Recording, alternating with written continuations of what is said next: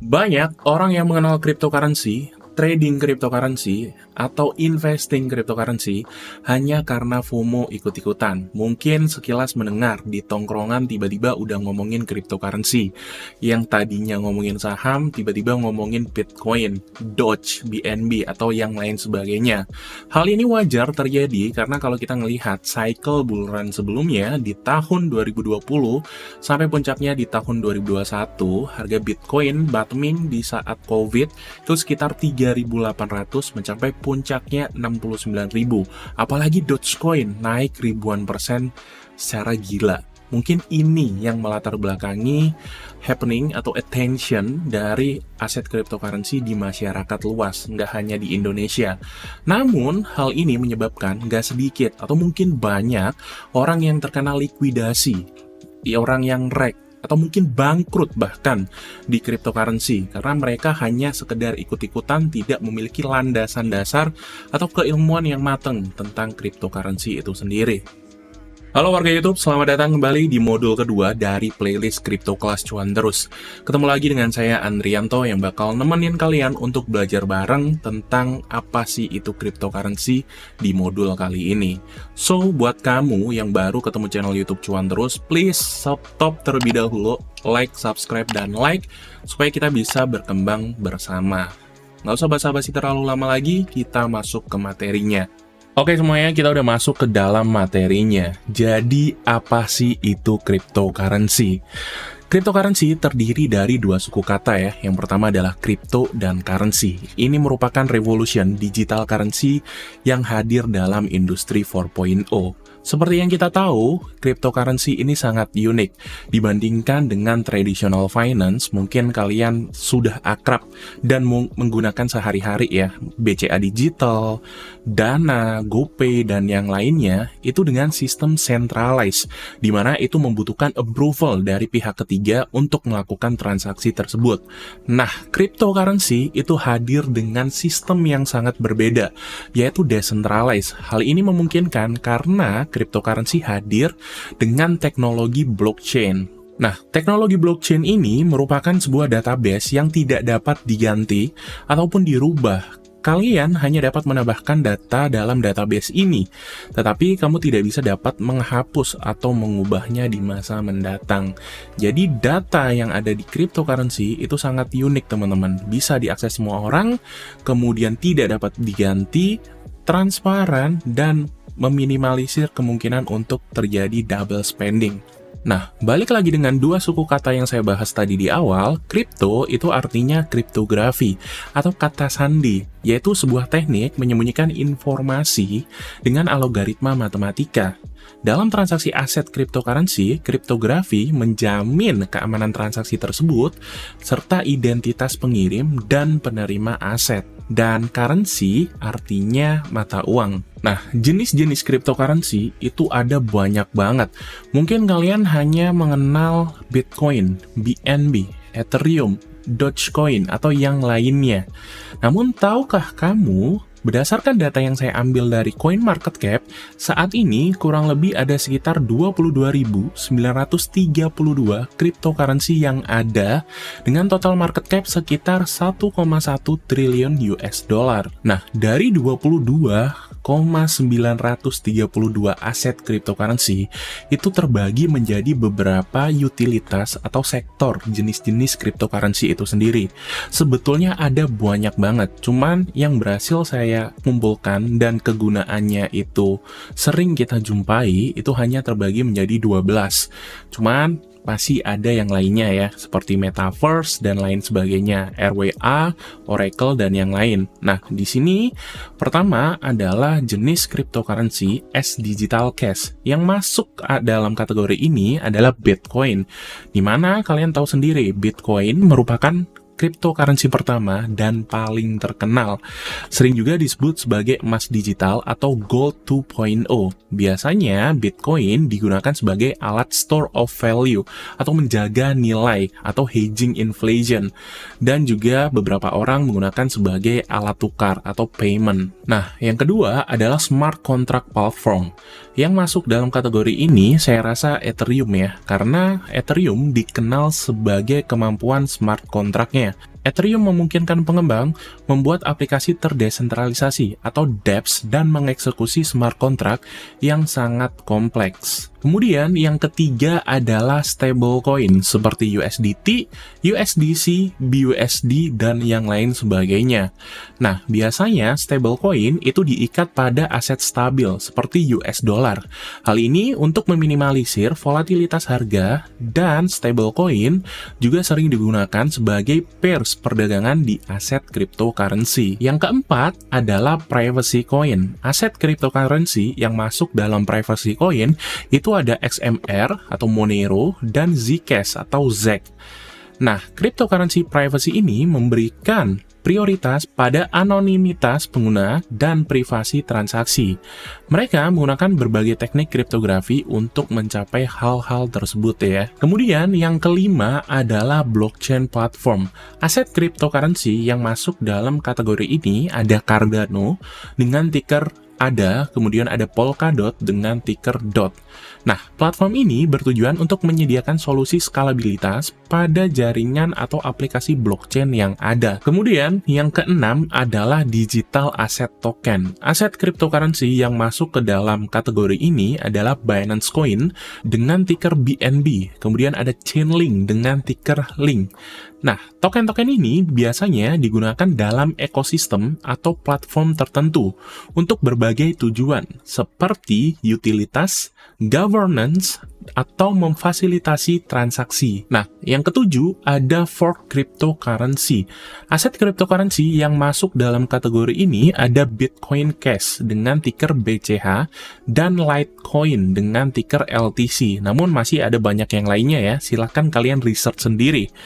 Nah, cryptocurrency fork ini dibuat melakukan sistem fork atau pemisahan dari jaringan blockchain yang sudah ada. Kalau BCH itu dari jaringan Bitcoin. Yang kedelapan ada utility token. Aset cryptocurrency yang masuk ke dalam kategori ini ada BET, Golem atau GNT, dan yang lainnya. Token-token ini digunakan untuk dalam aplikasi atau sebuah platform khusus untuk mengakses layanan atau utility dari token-token tersebut. Yang kesembilan ada cross-border payment. Aset cryptocurrency yang masuk dalam kategori ini ada XRP dan XLM. Aset ini didesain untuk memfasilitasi transaksi lintas batas dan pembayaran internasional. Biasanya digunakan oleh importir atau lembaga keuangan. Nah, yang ke-10 itu ada governance token. Aset cryptocurrency yang masuk dalam kategori ini ada Maker dengan ticker MKR, kemudian ada Tezos dengan ticker XTZ. Nah, aset tersebut memungkinkan pemegang berpartisipasi dalam tata kelola jaringan, seperti memberikan voting suara dalam peningkatan blockchain atau merubah beberapa protokol. Yang ke-11 itu ada NFT atau non-fungible token. Token-token ini mewakili aset digital unik seperti seni digital, kemudian barang koleksi digital, atau mungkin item dan token yang masuk dalam ekosistem metaverse atau mungkin playing to earn atau P2E. Nah, NFT ini sangat pamor atau naik daun di beberapa tahun ke belakang. Seingat saya, lebih tepatnya itu di akhir 2021 sampai awal 2022. Mungkin untuk masyarakat Indonesia, kalian mengenal dengan Gojali gitu ya, atau mungkin Karafuru dan yang lain sebagainya. Kemudian yang 12 ada community atau memes token. Nah, meme token ini sebetulnya sebagai lucu-lucuan aja ya. Hal ini hype saat Elon Musk memberikan dukungan sebetulnya terhadap Dogecoin, sehingga banyak juga koin-koin memes yang muncul saat ini. Cuman ingat, biasanya memes atau community token itu tidak ada utility di belakangnya, hanya sebagai lucu-lucuan aja. Nah, itu adalah beberapa jenis atau kategori cryptocurrency aset yang ada saat ini. Cuman seperti yang saya mention tadi di awal, masih ada banyak banget jenis-jenis atau kategori yang belum saya masukkan. Nah, kemudian kalian mungkin bertanya, bagaimana sih cara cuan di cryptocurrency? Nah, untuk cara cuan di cryptocurrency, ini sudah saya bagi menjadi 10 bagian. Yang pertama adalah buy and hold. Kalian di sini berlaku sebagai believer dari aset cryptocurrency, sehingga kalian menjadi long-term investor. Biasanya beberapa institusional menjadikan aset cryptocurrency sebagai hedge ya. Jadi dari total portofolio yang mereka miliki, hanya disisihkan beberapa persen aja untuk dibelikan let's say Bitcoin atau cryptocurrency aset yang lainnya. Yang kedua adalah trading. Biasanya trading ini sangat populer di kalangan early adopter dari cryptocurrency atau newbie yang baru nyobain cryptocurrency. Karena dengan trading, seperti yang kita tahu, cryptocurrency menawarkan volatilitas yang sangat tinggi. Kalau di saham, let's say di Indonesia, itu kenaikan 10%, 20%, itu kan sangat jarang banget dalam beberapa hari aja kan. Cuman kalau di cryptocurrency, kita tahu ada beberapa aset yang tiba-tiba naik 20%, ada yang tiba-tiba naik 100%, cuman resikonya juga tinggi. Jadi, untuk di bagian kedua ini, kalian harus memiliki beberapa pengetahuan seperti technical analysis, on-chain analysis, dan fundamental analysis dari aset cryptocurrency itu sendiri. Yang ketiga adalah invest di IEO atau Initial Exchange Offering atau di seed project. Biasanya beberapa exchange global itu sudah menawarkan fitur launchpad. Nah, kalian bisa mengikuti hal tersebut sebagai diversifikasi aset sehingga kalian mendapatkan early stage untuk mendapatkan harga penawaran awal dari sebuah token yang bakalan launching dalam exchange tersebut. Atau kalau kalian udah cukup jago, kalian juga bisa ikutan ventures untuk mendanai seed project atau project-project yang masih dalam tahap pengembangan gitu ya. Kemudian yang keempat adalah staking. Nah, staking ini menjadi stage awal untuk kalian mendapatkan bunga atau dividen dari aset cryptocurrency yang kalian miliki.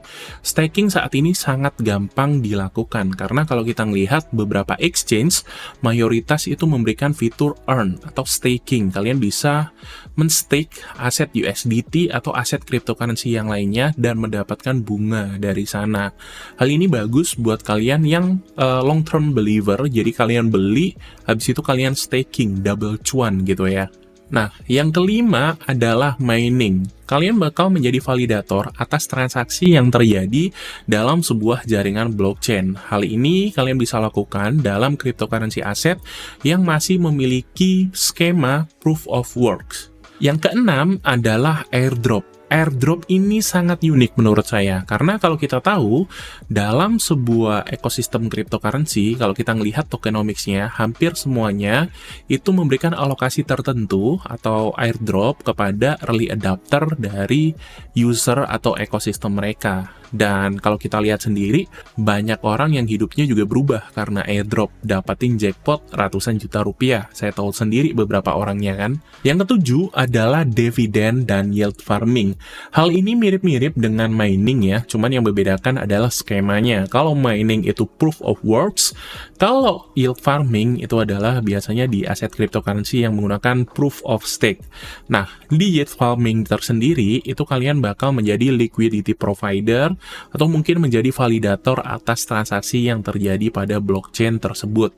Kalian nanti bakalan dapat sebagian fee atau beberapa persen dari aktivitas tersebut. Yang kedelapan adalah arbitrage. Biasanya hal ini dilakukan oleh traders yang melihat celah gitu loh. Misal harga Bitcoin di exchange A 100 juta, ternyata di exchange B ada 102 juta. Jadi trader tersebut membeli di exchange A dan menjualnya di exchange B. Cuman kalian harus mengkalkulasi juga atas waktu dan fee. Jangan sampai begitu kalian kirim ternyata harganya udah stabil gitu. Yang kesembilan itu ada work in crypto industry. Seperti yang kalian tahu, Web3 atau crypto industry saat ini sedang berkembang secara signifikan.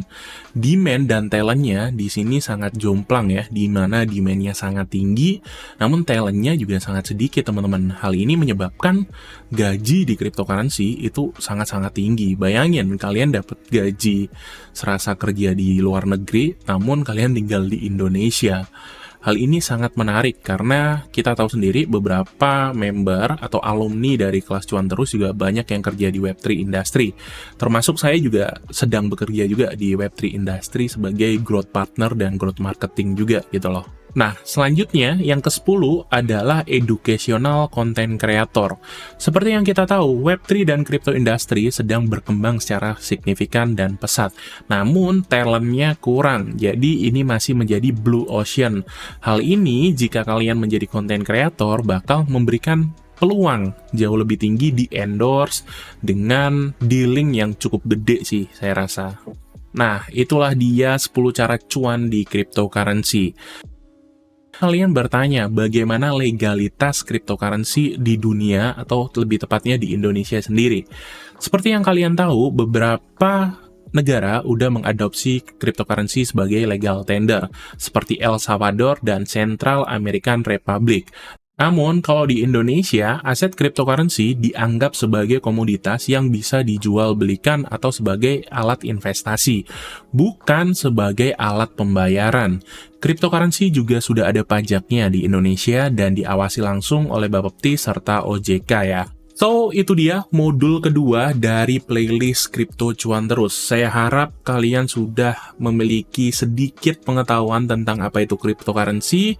Kemudian kalian juga mendapatkan clue bagaimana cara mendapatkan cuan di cryptocurrency dan kalian mengetahui legalitas cryptocurrency di Indonesia. Saya harap video ini bermanfaat dan kalian bisa bantu saya untuk tekan tombol like, subscribe, dan share ke teman tradingmu. Jangan lupa tag cuanterus.idn juga di Instagram, nanti bakal saya repost. Kita ketemu lagi di modul selanjutnya. Bye-bye semuanya. Salam cuan.